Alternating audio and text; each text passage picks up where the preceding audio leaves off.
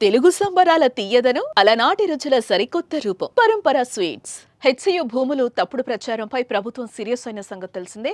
AI ఆధారిత fake ఫోటోలు వీడియోలతో సోషల్ మీడియాలో ప్రచారంపై ఆగ్రహం వ్యక్తం చేయడమే కాదు, వారిపై చర్యలను కూడా తీసుకుంటోంది. తాజాగా ఐఏఎస్ అధికారిని స్మితా సబర్వాల్ కి నోటీసులు పంపడం ఇప్పుడు హాట్ టాపిక్ గా మారింది. అసలు పోలీసులు స్మితా సబర్వాల్ కు నోటీసులు ఎందుకు పంపారు? ఆమె ఏం పోస్ట్ చేశారు?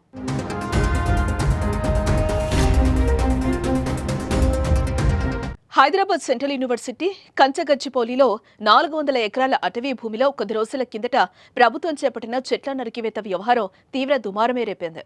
అడవిని తొలగించి 400 ఎకరాల స్థలంలో ఐటీ మౌలిక సదుపాయాలను అభివృద్ధి చేయాలనే ఉద్దేశంతో ప్రభుత్వం చర్యలు చేపట్టగా హెచ్సియు విద్యార్థులు తీవ్ర నిరసన ప్రదర్శనలు నిర్వహించారు.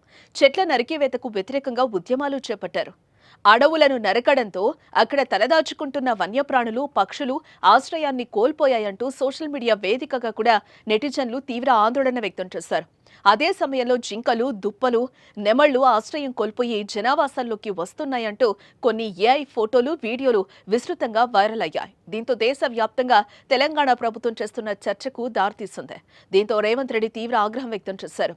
ఏఐతో ప్రజలను తప్పుదోవ పట్టించిన వారిపై చట్టపరమైన చర్యలు తీసుకోవాలని ఆదేశించారు. హైకోర్టులో పిటిషన్ దాఖలు కూడా చేశారు.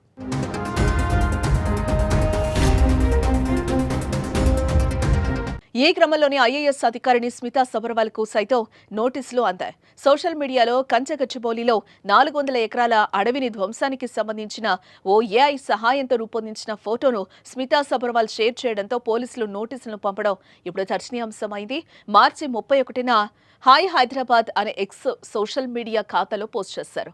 ఈ ఫోటో మష్రూమ్ రాక్ వద్ద బుల్డోజర్లు వాటిని చూస్తున్న నెమలి, జింక లాంటి జంతువులతో జిబ్లీ శైలిలో రూపొందించినట్లుగా ఉంది. హైదరాబాద్ సెంట్రల్ యూనివర్సిటీ పరిధిలో ఉన్న కంచగచ్చిబౌలి ప్రాంతాన్ని చిత్రంలో చూపించారు. ఆ ఫోటోను స్మితా సబర్వాల్ షేర్ చేశారు.